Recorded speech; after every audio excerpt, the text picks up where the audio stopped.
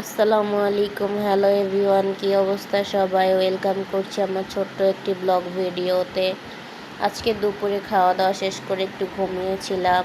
ঘুম থেকে উঠে দেখি বাইরে প্রচুর পরিমাণে বৃষ্টি হয়েছে, আর বৃষ্টির পানি এসে আমার বেলকুনি পুরাই নোংরা হয়ে গেছে, যেটা আমাকে খুব দ্রুত পরিষ্কার করতে হবে। তার কারণ হচ্ছে এখন আমার বাচ্চা ঘুমাচ্ছে, আর এদিকে আমার বেচিংয়ে থালা বাসনগুলোও নোংরা হয়ে আছে, যেগুলোকে খুব দ্রুত ক্লিন করে ফেলতে হবে। খুব অল্প সময় আমার হাতে আছে, আর আমাকে কাজ করতে হবে একেবারে রোবটের মতো। কারণ আমার সন্তান যদি একবার ঘুম থেকে উঠে যায়, তো আমার আর কোনো কাজ করাই হবে না, সব কিছুই এলোমেলো হয়ে পড়ে থাকবে।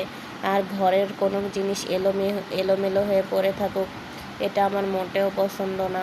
তারপরে এখানে এই থালা বাসনগুলো আগেই ধুয়ে রাখছিলাম, যেগুলো আমি এখন গুছিয়ে রাখতেছি র্যাকে।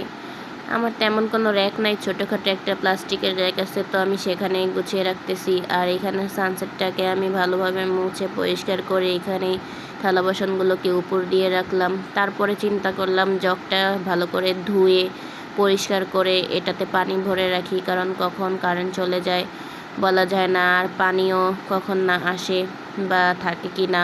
যার কারণে আমি এখানে জগটাকে ভালোভাবে ক্লিন করে ধুয়ে পরিষ্কার করে পানি ভরে রাখলাম। আর আজকের ভিডিওটি এই পর্যন্তই। আল্লাহ হাফেজ।